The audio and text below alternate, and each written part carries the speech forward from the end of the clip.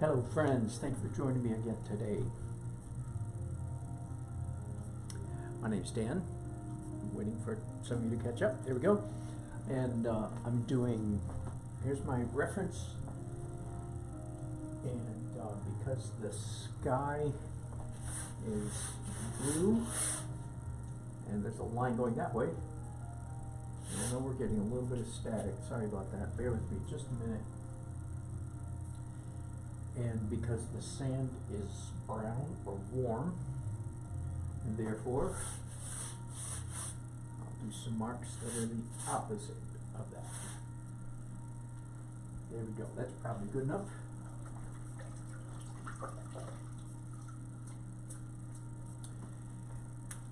And hang on, I think I might go ahead and do I'm doing two portraits at the same time.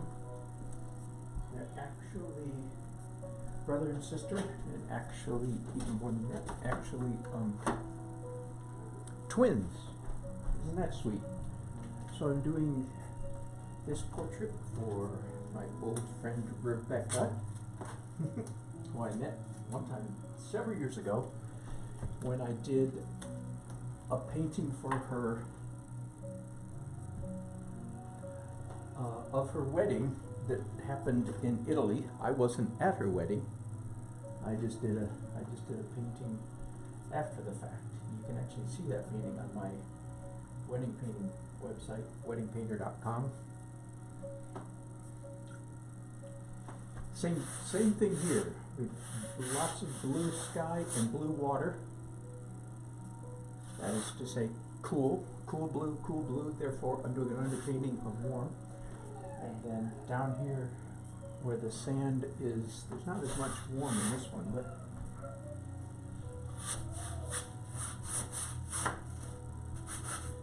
and if there's anybody new watching right now, you're saying, what? I don't get it. Why are you doing that? I understand that. I understand your confusion. If you're new, I do pretty much all my paintings, I do an abstract like this, a quick bunch of abstract marks underneath the representation of the painting. And you can ask why, but I don't have the energy to answer that question right now. I've answered it dozens of times. I just don't want to do it right now. Instead, I just want to proceed. We're having some connectivity issues here today, aren't we? Sorry about that. Let's see if we have a Facebook. We do. Good. We have a Facebook monitor going. Nobody's left the chat yet. And I think I'm going to use a little red and a little bit of orange on my brushes to begin. Now, after I titled or gave this broadcast a title, I realized some people might misunderstand the meaning of the title because it looks like I'm doing a painting. It could be interpreted that I'm doing a painting entitled "Flying Without Instruments," and that is not the case. What I'm trying to indicate is that I'm doing the painting without any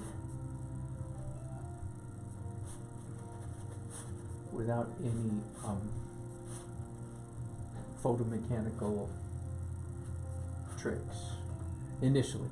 Okay, so this is the way I pretty much start all of my portraits without any photomechanical tricks. I'm not sure there's a better name for it. I used to call it cheating, and then one of my viewers convinced me that I was hampering some people's growth by calling it that, so he persuaded me to change my terminology. So, photomechanical tricks, any kind of tricks whatsoever designed to help the artist capture a likeness.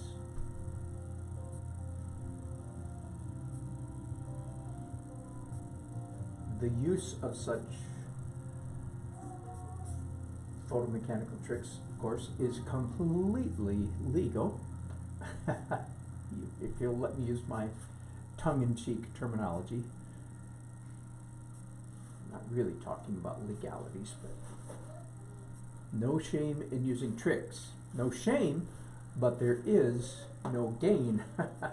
I've never said it. Your brain, your skills do not develop if you always rely on tricks, okay? So that's why I start pretty much all my portraits flying instrument free. And I'm not sure that communicates to anybody. I'm not a pilot, but I've heard pilots talk. When you first learn how to fly, you learn how to fly without instruments, and then as you progress, you learn to fly with instruments. So I'm using it as an analogy for painting without any photomechanical tricks. And I think we're up and running, okay? Yeah, looks like it. Yep, good. Welcome to those of you who are watching. So, just a quick, maybe a little bit more about my thinking at this stage of the process. Darling photographs, by the way. Darling children, twins again. Fraternal twins, boy and a girl. The girl's name is Lily and the boy's name is Gerhard. So precious, precious. Beautiful photographs. It's always fun to paint from beautiful photographs. And my client, who lives in South Carolina, I believe, sent me the pictures last week, and they were beautiful. But I said, "Can you do higher resolution?" And indeed, she did. So there you go. If you want me to do a portrait of you or your loved one, the better, higher resolution picture you can send me, the better. And just a word about the manner in which I'm starting.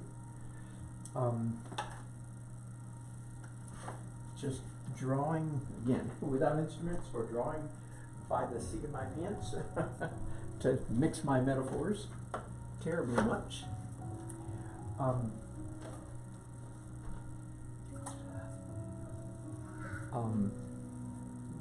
There we go. I'm going to do a trick right here that I employ often to help acrylics. So I am in acrylics, by the way. I didn't mention that. I'm sorry, I thought that was obvious, but I should have mentioned it anyway. To help your acrylics dry more quickly, sometimes you can drag a brush across the wet paint so that the little piles that are drying more slowly, they get smeared out and then they'll dry much more quickly. And having done that, you can actually pick up a heat gun. I don't usually do this. By the way, there is some danger in using a hair dryer with acrylics. Danger, quote unquote.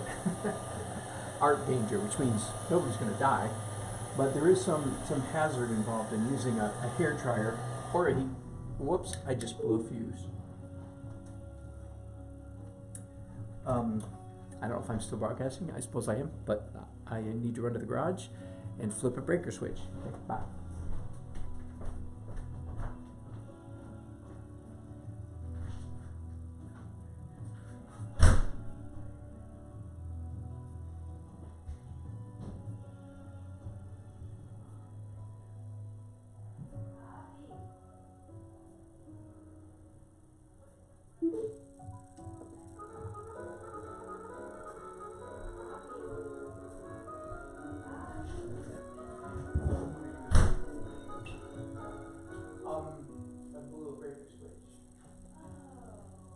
Back on now. All right, so my daughter was running the central vac, and I was running a heat gun, and that was too much. All right, so I was going to say there is a hazard in using a hairdryer in or a heat gun with acrylics, and that is that you're just drying the top layer and not really drying down. So, but in that is not a. This is the boy I'm drawing. I'm going back to the boy. As long as your acrylics are very thin, or perhaps I should say uniformly thin, that's not a danger. I don't know if you caught that or not. Let me try to repeat that. If you're an acrylics painter, there is some hazard in using a hair dryer, because the hazard is that you're only drying the outside layer, and then when you continue to paint, messy things happen. The undry layers get peeled up, pulled up, scabbed over. In other words, you pull the scab off, then when you continue, forgive me for the crude language, scabs, talking about scabs.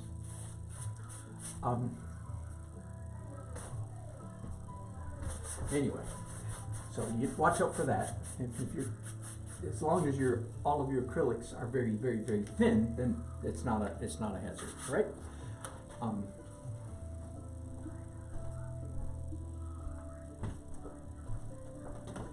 And then I'll answer one other question: why am I using a heat gun instead of a hair dryer? So glad you asked. That's a very good question. The answer is because the heat gun. So let me clean up. This is a nozzle heat exceeds 400 degrees. And we've lost. No, I don't know if we've lost our Facebook people or not. Anyway, I use it because it's faster and quieter, and both of those are valuable issues to me.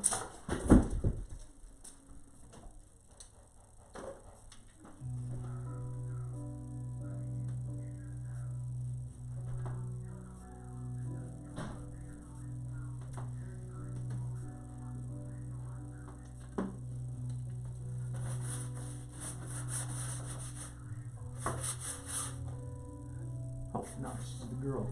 No sooner do I switch paintings than I have the wrong photograph up.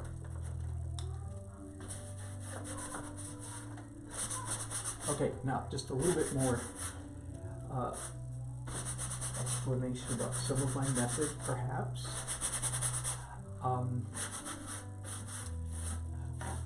I could begin a portrait like this using photomechanical devices. I don't have any of them here, so I won't pick them up. But a proportional divider, for instance, or a ruler, or a grid.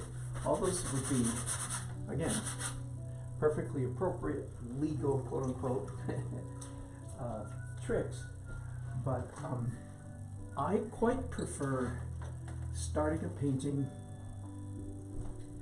and placing the figure. Here we are, this is the boy now. I prefer placing the figure on the canvas by eye rather than utilizing some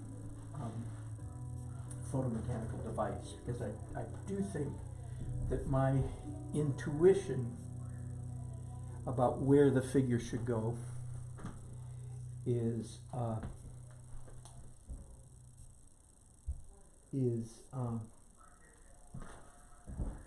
better than the photomechanical devices. Does that make sense? So I trust my intuition about placement. So even if I am, which I am later going to use any photomechanical devices that I so choose, I prefer to start out without any for a couple of reasons. Not only because then it forces me to exercise my eye, so to speak, but also I trust my intuition about the composition of the painting. Whereas if you start like with a grid, now I'm getting too deep here, Of course, I have already composed this in Photoshop, right? So in a sense, that is my sketch. And I did, I cropped it, I did a whole number of things to that, to that photograph in Photoshop. So in a sense, that's my sketch. But still, when it comes to the painting this size, I just would rather trust my intuition, even though it's almost assured that I'm not going to have the ratios exactly correct. This is not going to be exactly that at this point.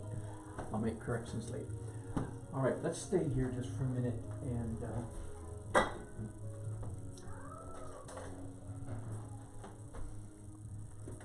let's do some pencil stuff.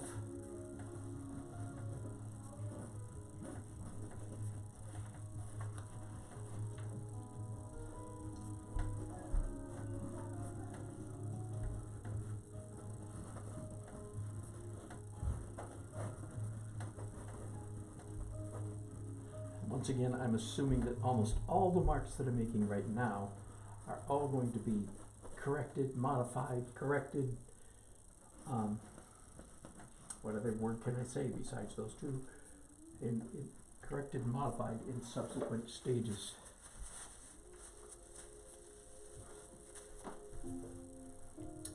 Here's another, I forgot, I left another thing upstairs, my upstairs studio.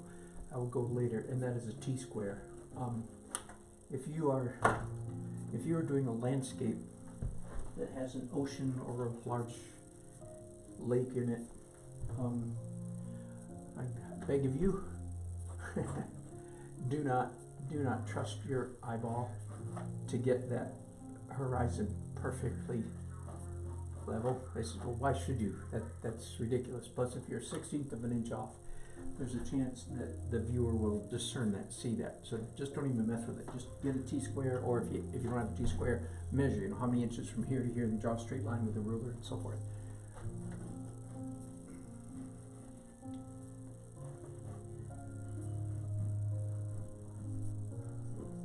Again, this little guy's name is Gerhardt, and his twin sister is Lily, children of Rebecca, whose wedding painting I did many 5, 6, 7 years, 8 years ago, I don't remember. It was a wedding that took place in Italy, and I was not there. It was one of my earliest post-wedding or after-wedding paintings. It's still on my website at dannelsonart.com. Well, or it's at weddingpainter.com, that's what I mean to say. It's also at dannelsonart.com, but if you want to find it more quickly, weddingpainter.com or Wedding Painter Magic, either one, two different websites. I'm in the business of transitioning out of one and into the other.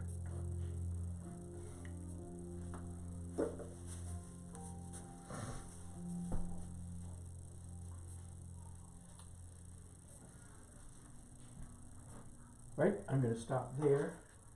Let's go back to Lily. Let this dry for a while.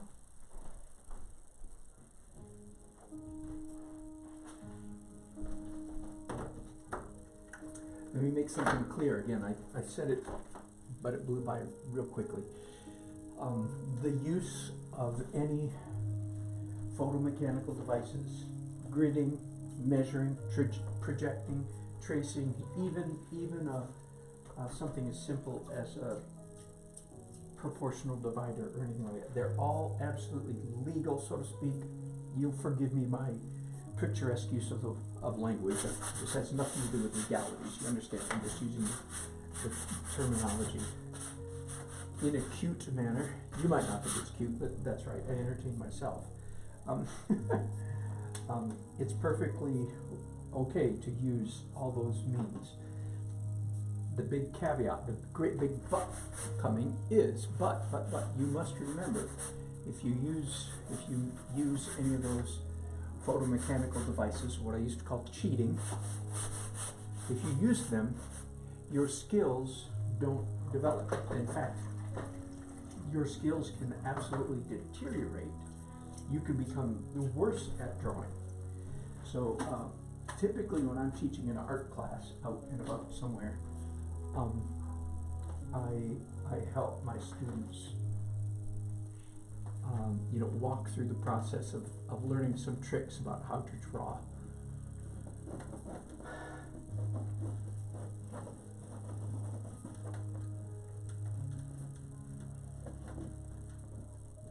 So I don't encourage my students when I'm doing a class to use any photomechanical devices at the beginning. Instead, do what I do. Start out forcing yourself just to give it the old college try. Do the best you can.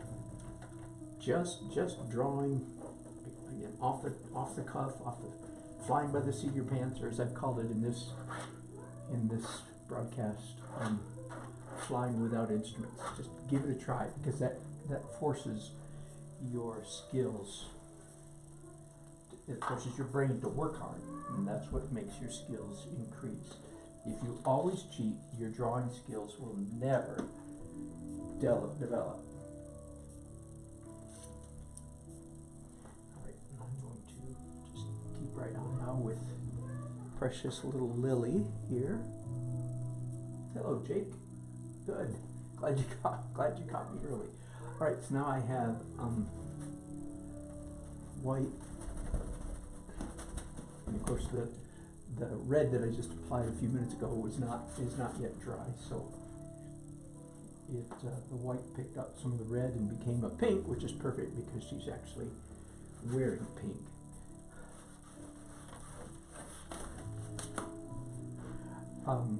Again, anybody new watching, I do most of my paintings are acrylic underneath and oil on top, and these two paintings will be no exception to that. These will be, so right now I'll be in acrylics for quite a while, and then little by little, no, not little by little, that's wrong, and then I will transition all at once, not little by little, I'll transition to oil. The little by little is the image emerges, as I like to call it, emerges out of the mist. So what you see me doing here is very typical of my anything I paint. My cityscapes is what I paint more than anything. Cityscapes. I start out fast and loose, and plan to make corrections in subsequent layers, subsequent stages. Got it? So this is already, what layer is this? For those of you who are coming in, first I did the abstract, then I did red drawing with brushes. With these brushes I outlined very roughly in red. That was 2. Then I did a glaze. That was number 3. Then I did pencil. That was number 4. So I'm all the way up to, or all the way down to, whichever you prefer. I'm all the way up to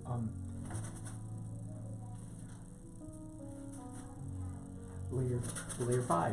So this is the 5th layer, and of course all the layers will have some degree of impact in the final. They'll be visible to some degree in the finished painting.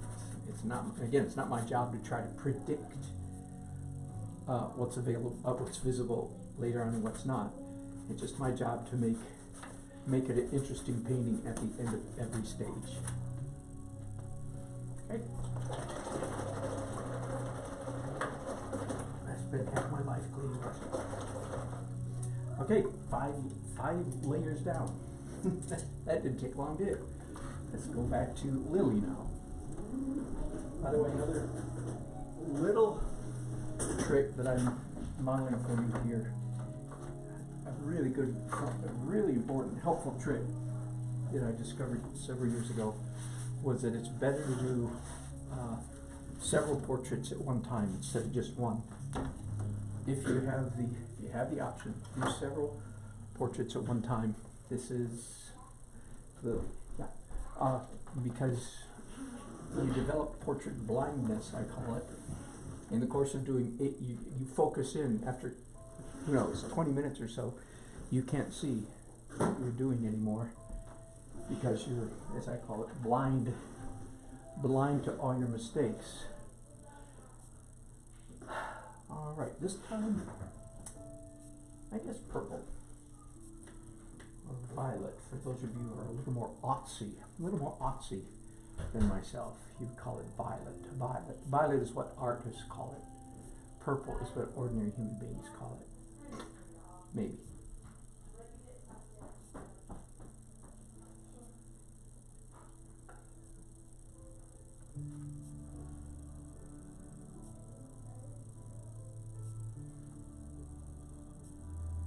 I almost always find that this longitudinal line down the middle of the face is almost always one of the most helpful things you can do to capture, to realistically draw a face. Facebook people, we seem to be having some connectivity issues today, don't we? I am so sorry. There just seem to be, when I'm broadcasting, several things that are just completely beyond my control, like internet speed and so forth. Anyway.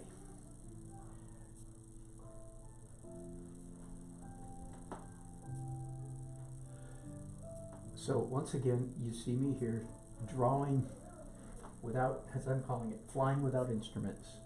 No tricks, just purity, not even measuring with, the handle of my brush, which is a pretty mild photomechanical device, right? And certainly, again, all these tricks, they're all legal. Just what you want to try to do, in my world, what I want to try to do is train myself to see better, train myself to draw better. And one of the best ways, the only way to do that, not the best way, the only way to be a better drawer is to practice. So I will almost certainly employ any number and any manner of photomechanical devices, tricks, as I proceed, as I progress in this painting.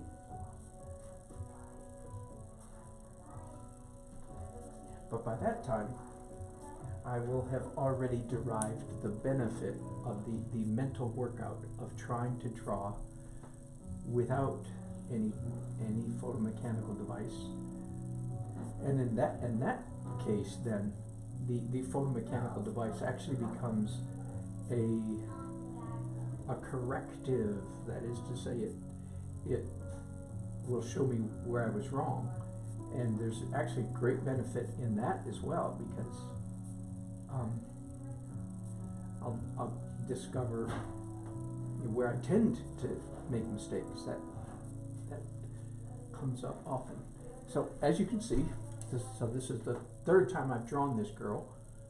I drew her in red, then I drew her in pencil. Maybe I could call the white, that'd be white, in which case this would be the fourth time I've drawn her. Each drawing getting a little bit more accurate.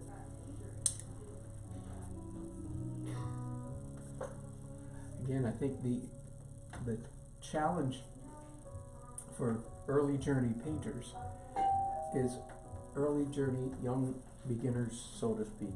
I don't like using that terminology.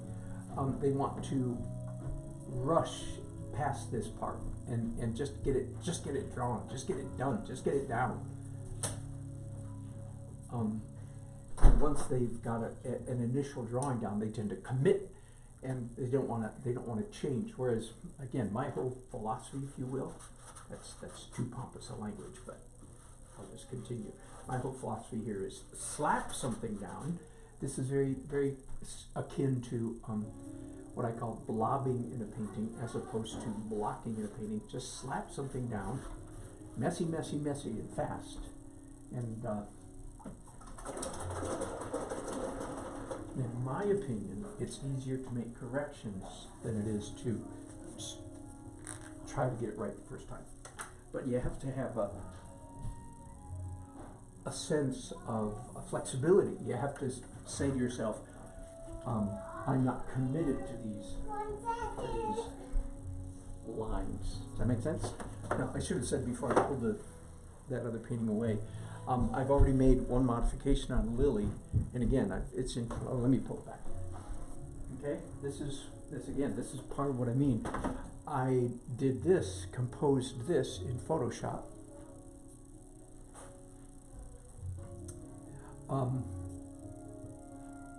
But my intuition might be wrong, of course, but my intuition said that I should bring her down.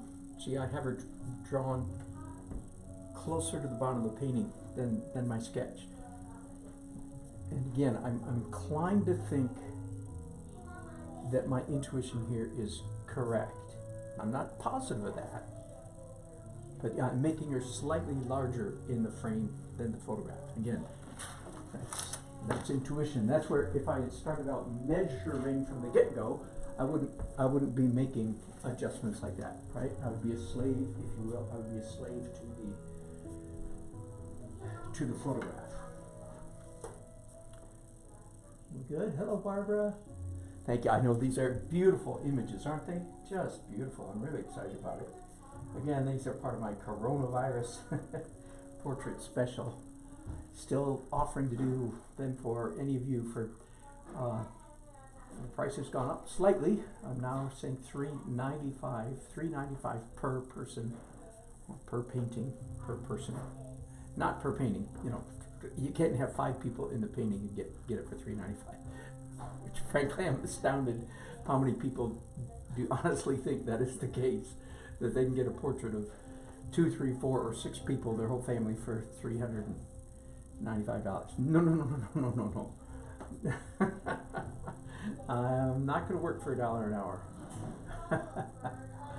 Anyway, yes, so if anybody watching, if you want me to do your portrait, now's the time. The price will be going up again. So it's right now it's at $3.95.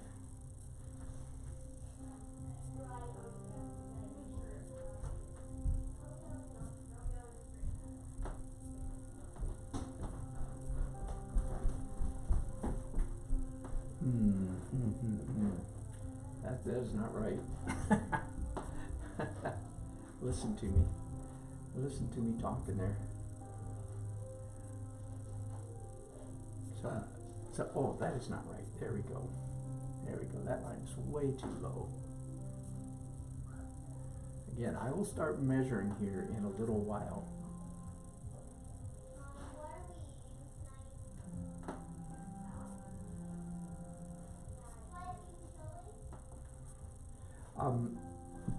Both of these photographs, which are and were beautiful, just the way they were sent to me, but I've made several little changes. First of all, I've colorized, or I made the horizon straight in Photoshop.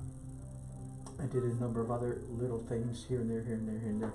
On this one, I changed the boy's leg.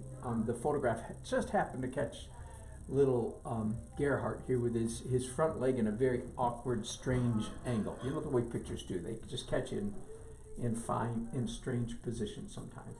So I went online and on Google Image found a boy about the same age and put his leg in there.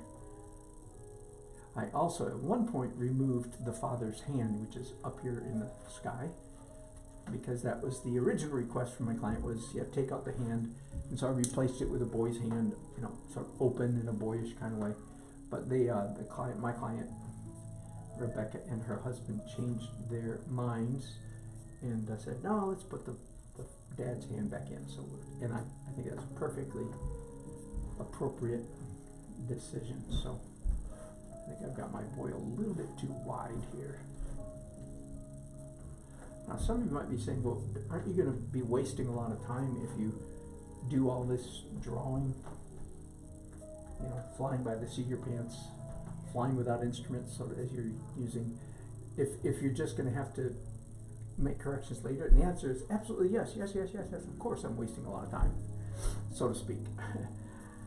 And that's why, as an illustrator, I didn't do this kind of thing. As an illustrator, back for years and years and years, I would start out right out of the chute using photomechanical tricks, because I was being paid by the hour. The ad agency needed the drawing yesterday, so to speak. And it was in that season of life where I discovered this horrible truth that if you cheat all the time, I'm going to use that term, your skills deteriorate. So that's where I learned that first-hand experience.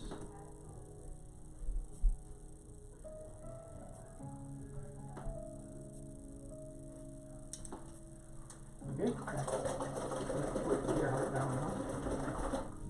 Go back. Maybe Lily is a little bit dry. Let's go look.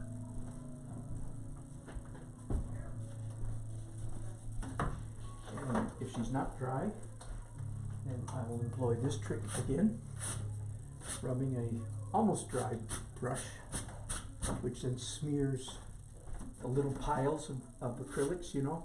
That's the only part that's not dry, is the little piles. So I've smeared them out now, and they'll dry very, very quickly. I think it's time for some more glazing.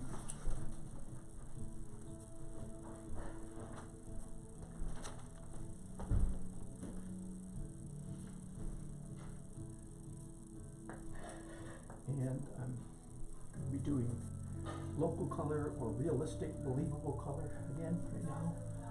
Some phthalo blue up here in the sky. You notice how I don't worry at all about this blue going over into Lily's head and body and arms. Correct. That is exactly correct. Please do as I do. If you're an early journey painter, I am, in my opinion, showing you how to paint. So stop that tight coloring book stuff and just smear it around.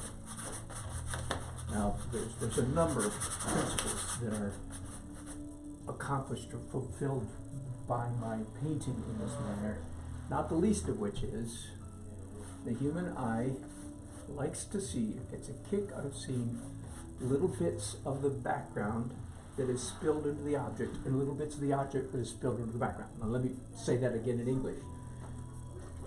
In this case, we want to see some blue from the sky in Lily, and we want to see some pink and flesh and pink and yellow and so forth of Lily in the background. So we like to see that. We like to see colors interposed. Okay? Now, of course, you understand, again, I'm only talking to any new viewers who might be watching.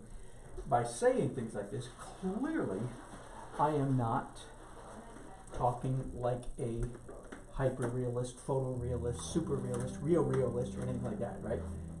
You figured that out already, right? In fact, that's why realism in my world, and this is not facetious, this is literally true. Realism is easy. Easy, because you don't have to think. All you have to do is copy. Now, I know many of you are saying, but that's hard for me. I know, and maybe I'm being a bit of a snob there, but I have skills that make copying easy. Now, that doesn't mean it takes me a long time, but copying is easy. All you have to do, you don't really have to think. You just put on your music or your podcast and just copy. Whereas the school of painting to which I ascribe, which I call abstract realism, I didn't make that up, I got that from David Lefel, L-E-F-E-L, I believe. Whoops, there's a crying kid. Abstract realism, we would harken back to Rembrandt would probably be our patron saint. I'm getting some really interesting, where my paints are not dry, so I'm picking up some of what was underneath, and again, that would drive you realist berserk. Need I point that out? Right? So clearly I am not pursuing that slavish realism that many of you ought to be pursuing, by the way. If you're a young painter, unless you're a frickin' genius, which most of us aren't, if you're in your 20s, you should be trying to paint. You should be copying stuff, in my opinion. There are a few people in their 20s who are beyond that, but not many. Most people in their 20s, or first half of your art journey, generally speaking, is spent learning to paint stuff that looks like stuff. Second half of your art journey, which many people never graduate to, and that's all right.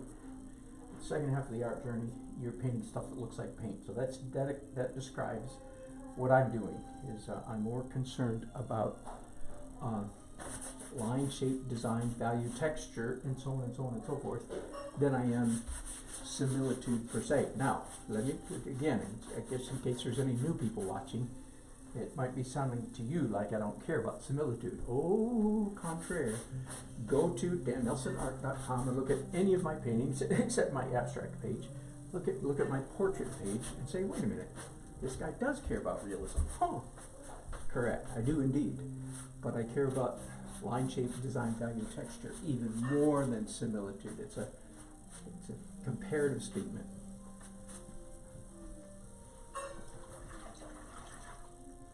I've lost track, by the way, of how many layers this is. This is either 6 or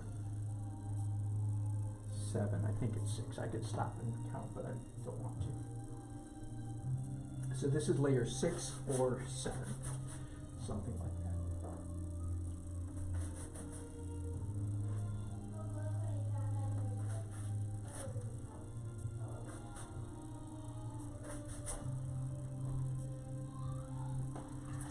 Little by little, we see Gerhardt and Lily emerging out of the mist. It's the little by little part is the most important part of that statement. I tell my students, ride the brakes like a stagecoach down a steep hill. I've never been on a stagecoach, let alone ridden one down a steep hill. But I saw lots of old westerns, so there you go. A stagecoach on a steep hill. Ride the brakes, ride the brakes, ride the brakes. Try to keep yourself from making anything close to a final judgment at this stage of the process. And all the little erroneous marks that I'm making, and I'm making many, I'm sort of assuming that the great majority of the marks that I'm making will turn out to be either gravely erroneous or significantly erroneous, one or the other, okay? And they will all serve to make the painting a better painting. Again, it's clear, forgive me for repeating myself, but it's clear that I'm not one of those hyper-realist, photorealist, realist, real realist, whatever you want to call it, okay, by that kind of language. Some of you, especially if you're a painter and you're an early journey painter, saying, I don't get it. Why do you make all those messes if you know that you're going to be changing them all? Again, one of the answers is because all of my quote-unquote mistakes, erroneous marks, serve to make the painting more interesting. One of my goals in the underpainting process, he's way too wide, isn't he? Let me say that again. I want you to see my state of wild alarm. It's not, he's too wide. No, it's like, he's too wide. Ha! See, behold my stress. There ain't none. Right, thank you. Now, 14 layers from now, 5 hours from now, if I discover he's too wide, then you might see a little stress. But not now. I'm perfectly content to let these images merge slowly out of the mist, because I'm creating interesting marks. Okay, so you remember we like to see blue in lily and pink in the background, and I've got that happening quite much, don't I?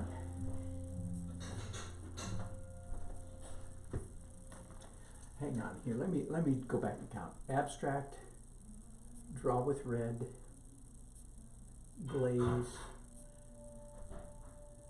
draw with pencil, white, draw with purple, glaze. Okay, I think it's 7 layers done, and this now would be my eighth layer. Okay, just in case you're interested in keeping score.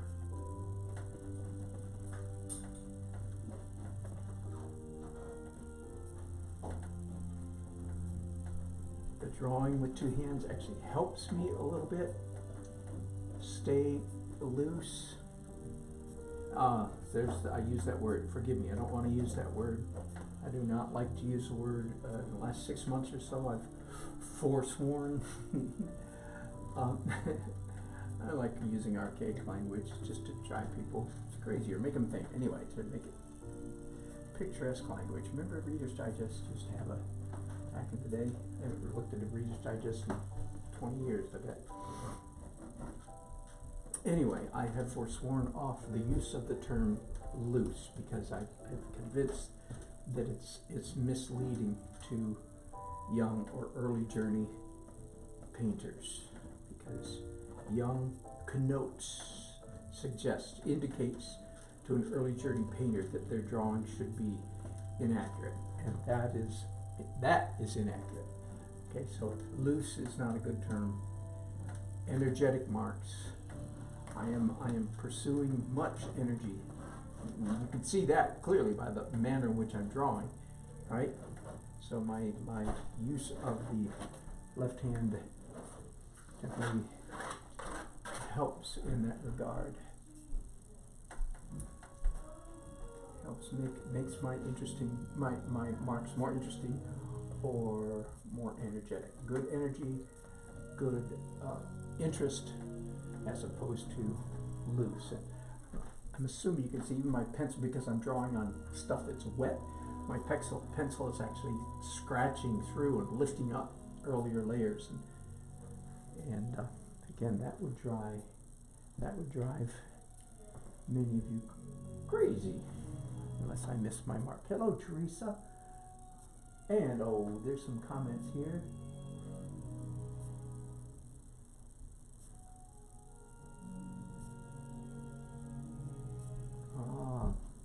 Sorry, Barbara.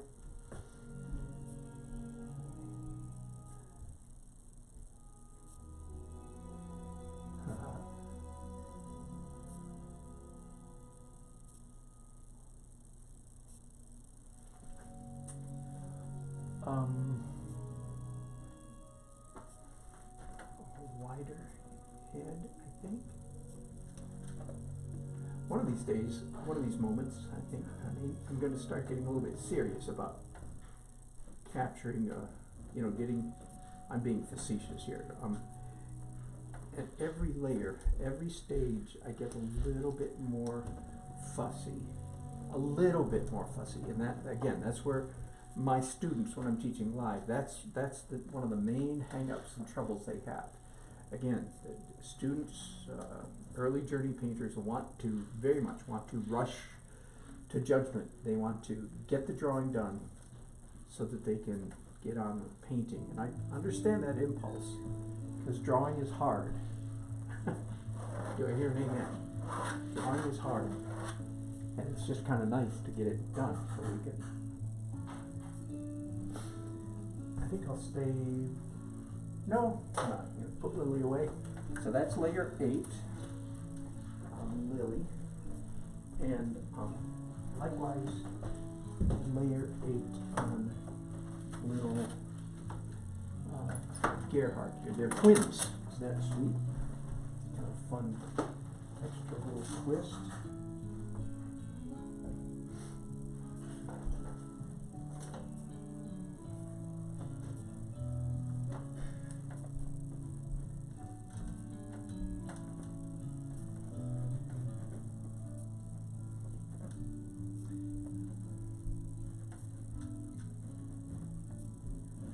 mentioned before that I often feel, I can't prove this, but I often feel that I'm actually drawing better. Usually feel like I'm drawing better if I'm using my wrong hand, which for me, and most of you, is my left hand. Now that head's too big, isn't it? I can't prove that, but it feels like when I'm drawing with my left hand, I don't know, it connects to my brain in a different way. I know what it feels like. It feels like it's less directly connected to my brain than my right hand is. My right hand is locked right into my brain. It's a very short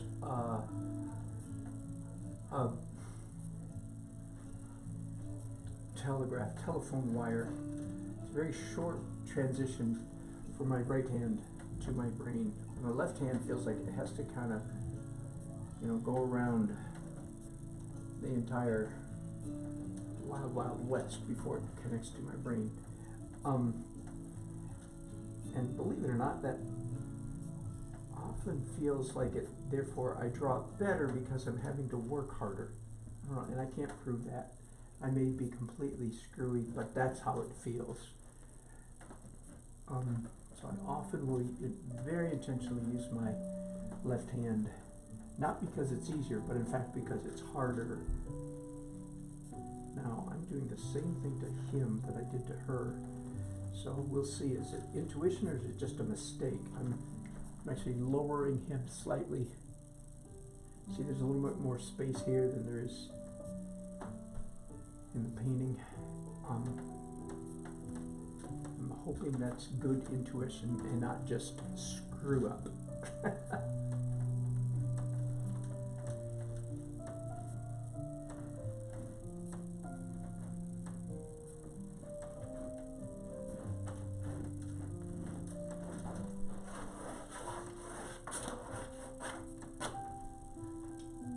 Okay, that's layer number 8, just since I'm counting.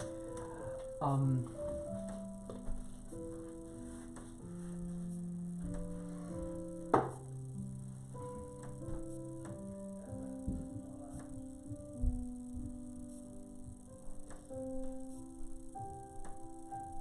thinking.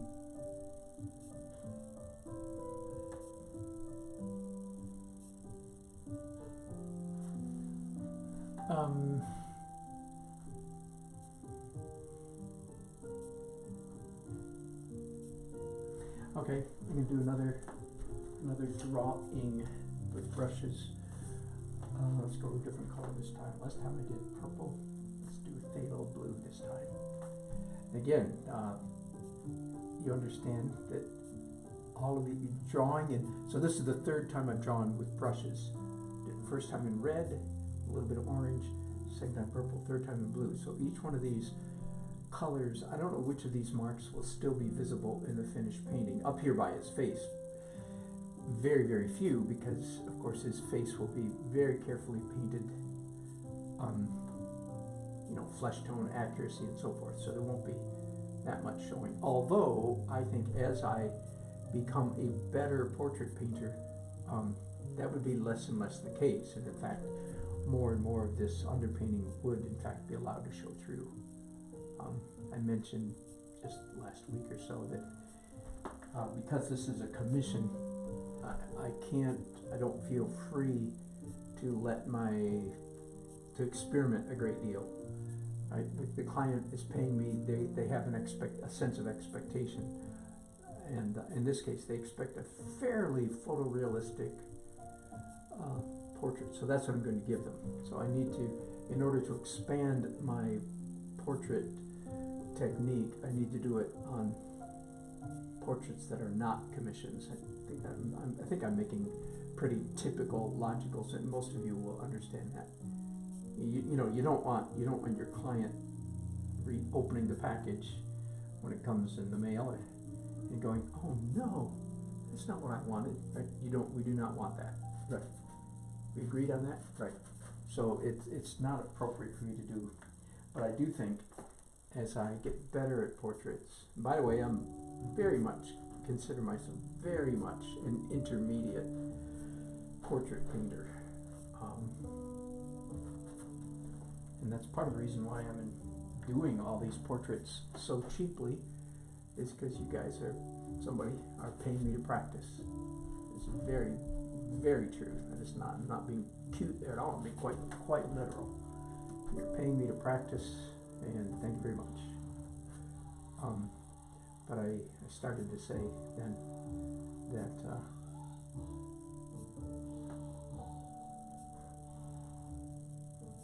as I get better at portraits, I expect more of my Dan Nelson craziness that is very manifest, say, in my cityscapes, and becoming more manifest as the months go by, more crazy. I would like my portraits to move toward my other painting. Again, we're not going to do this on Rebecca, the client in this case, because again, I don't want her opening the package going, what? Right? So, again, I don't think I'm saying anything hard to understand. You're an artist. You don't want your client being shocked.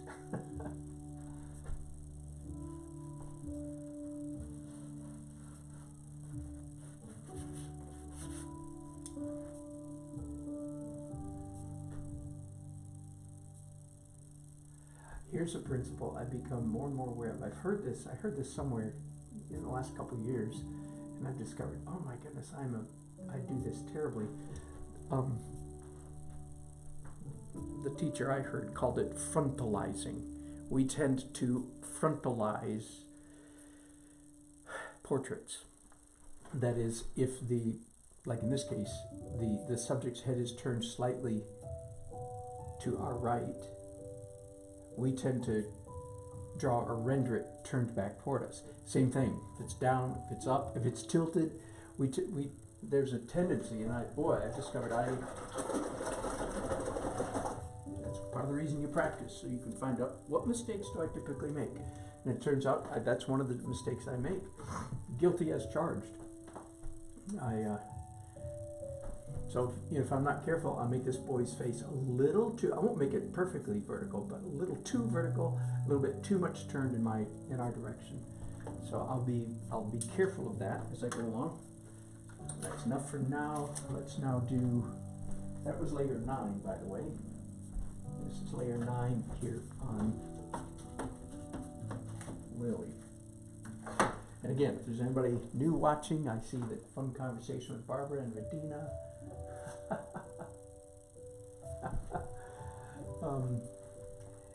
And I would ignore you, keep chatting, ladies. Thank you, you're fun, thank you. But in case there's anybody new watching, it may seem that I'm painting at lightning speed, and that is correct. It does seem I am painting very quickly. This rate, this pace, however, it does not continue. Okay, when I get to the finishing stages, well, especially the layer that I call final edit, all this rushing stuff goes away. Generally speaking, my final edit layer, that one layer takes as long as all the other layers combined, just in case you want to keep score.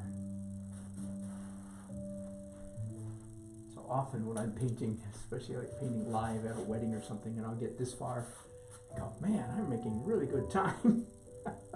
I've learned to subjugate that impulse.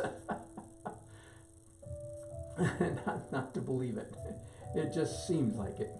It's a nice feeling, but it typically won't last.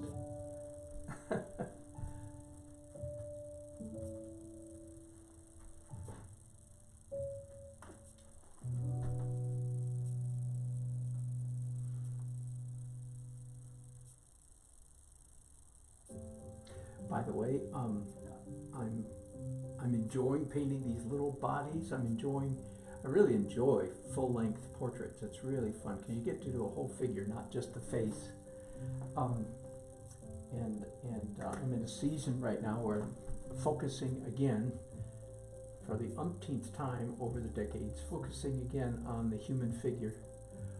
In this case, largely because I'm going to be teaching a figure drawing by rote class coming up in 12, 13 weeks starting in August, I believe it is. And I'm doing a lot of preparation for that. You guys haven't seen, I haven't broadcast much of it yet. You can see some of it on my series. I have a playlist on my channel called Anatomy Masters with a cute little funny introductory video. I hope somebody's gotten a smile out of. Anyway, I'm very much enjoying reviewing myself, practicing once again how to draw the human figure. And I should mention that because it's what I call the art professor's dirty little secret. You are witnessing right now. In a sense, like I could say to you, oh, it's easy. All you have to do is look at this and draw it, quote unquote. It's the dirty little secret that the art professor employs in art class when they're doing figure drawing. And all the students are grunting and straining and groaning and trying to draw. And the professor stands up and says, oh, it's easy. And then he draws the figure. Everybody, I know the students are easily impressed. Go, wow. Well, the dirty little secret that the art professor, let me clean up this feral when I'm talking. The secret is, you see, that art professor could draw that figure, so to speak, quote unquote, with his or her eyes closed. Or, I don't mean that literally, but they indeed could literally draw the figure without any figure being there, because he or she, the art professor, is employing previous learning and sort of pretending that all they're doing is drawing by observation, when in fact they're drawing by a little bit by observation and a lot by rote memory.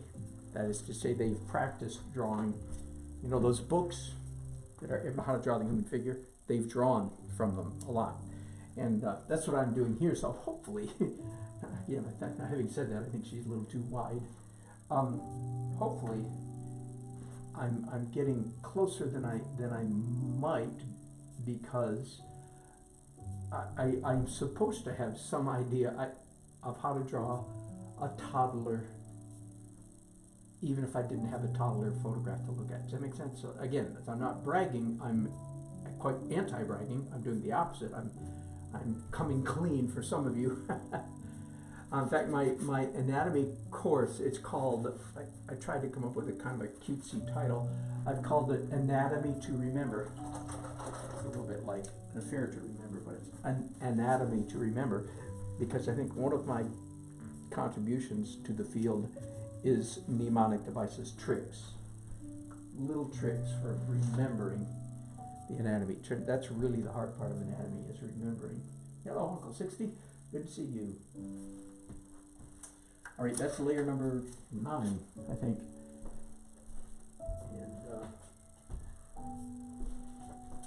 now I have a decision to make here.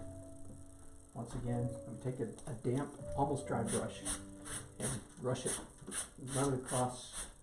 So there were a few little piles of places where the acrylic was kind of thick and that was not dry, but now I smeared it out. When you do that, you must use long, straight, long motions. You don't go like this, because that creates a very ugly mark. Okay?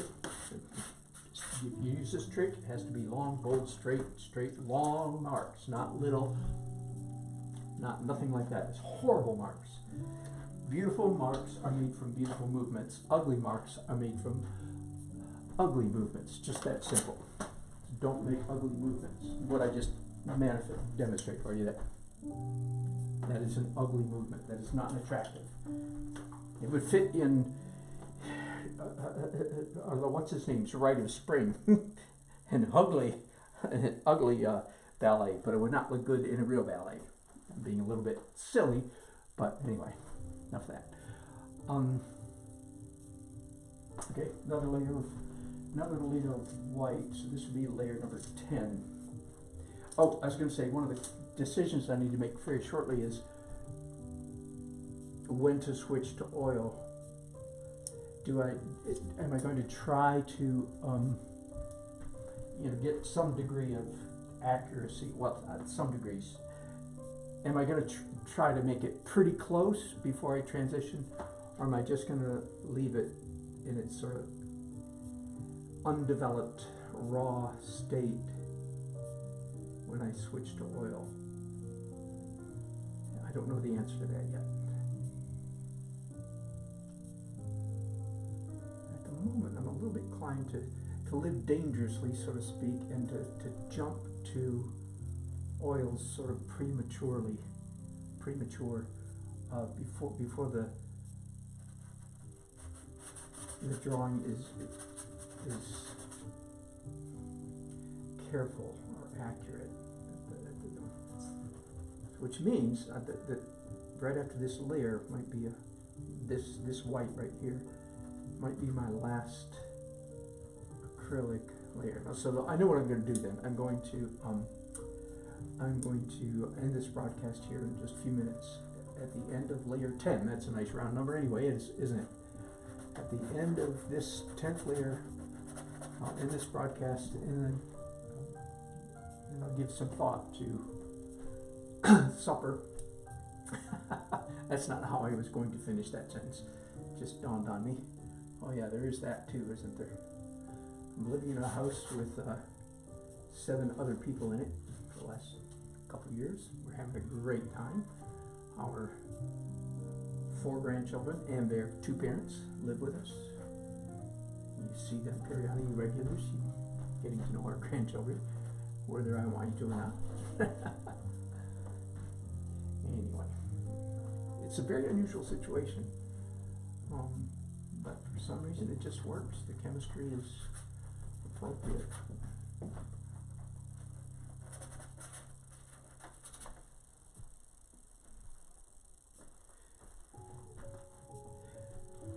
Yeah, I think I'll go to oil right here, because that will allow a little bit more of my messy underpainting to show through if I don't carry it through, carry the acrylic too far.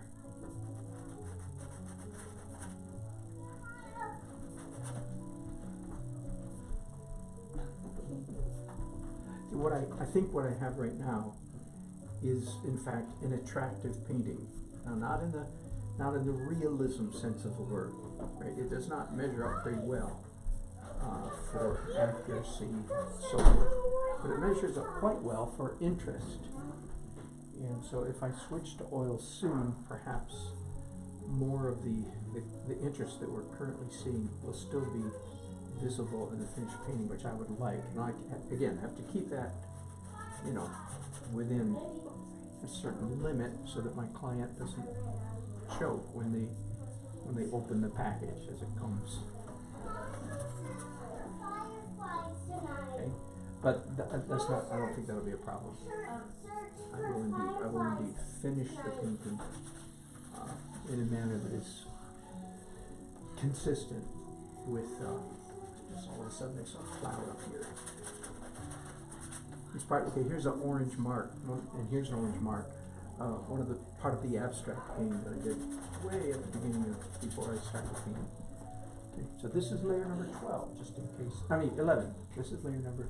Wait, I just said 10 a minute ago. This must be 10. I'm sorry. I lose track of where I've been. Okay, because I had said that would be a nice round number, didn't I? Okay, so disregard the man in the blue shirt. Pay no attention.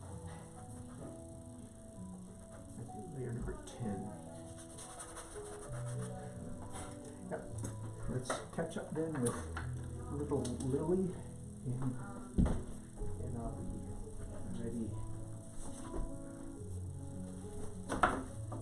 ready for supper, and then ready maybe broadcast after supper. I don't know. Not making any promises, because I've done that before and end up breaking my promises. So I will broadcast if I can. And we keep losing our Facebook friends.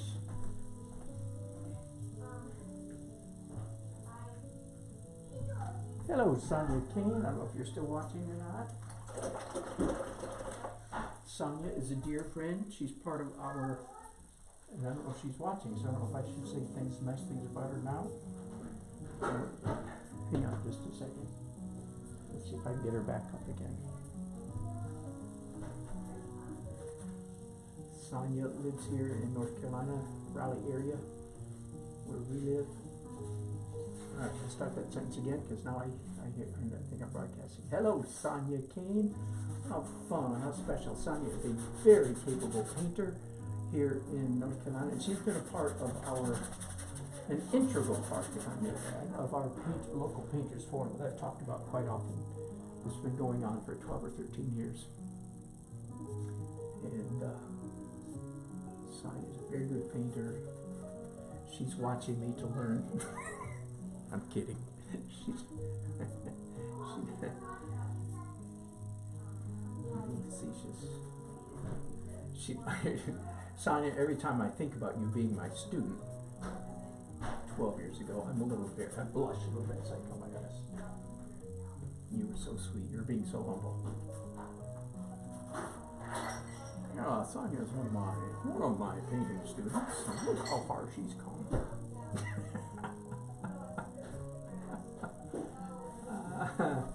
Anyway, Sonia, I don't know if you're still watching or not, but thanks for watching.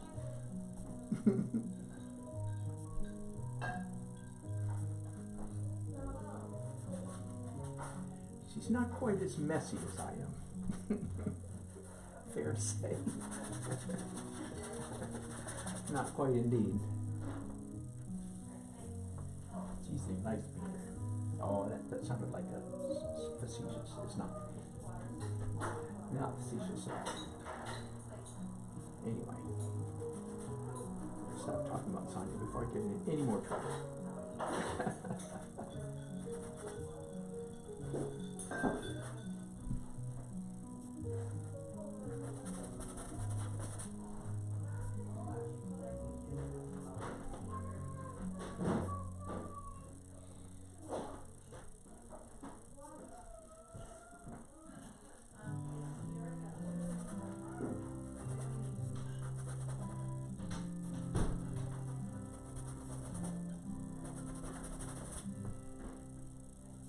So, just again, the image emerging out of the mist is one of my favorite descriptions of my approach to painting. And I think that's what you've seen. How long have I been broadcasting here today? An hour, 50 minutes, whatever it is. So, emerging out of the mist indeed.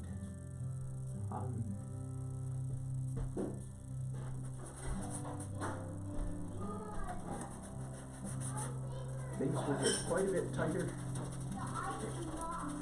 in the oil stages. I will probably, the next thing I will do,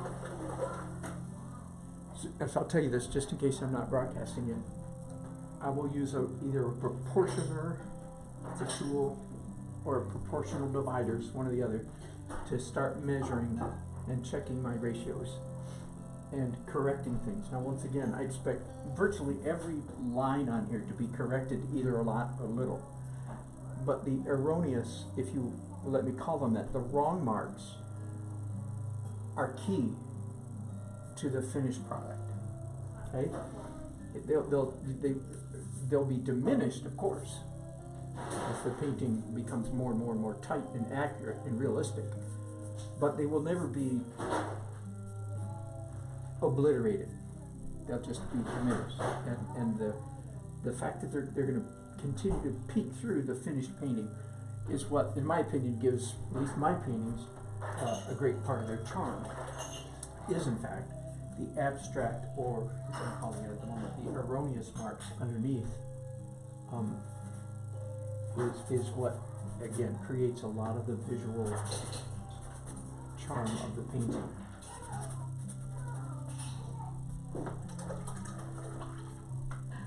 All right.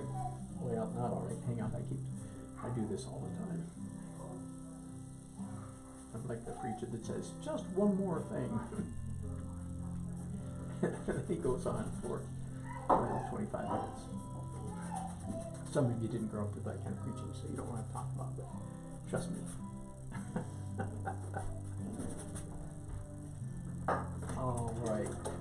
I feel like she's probably a little bit squatty.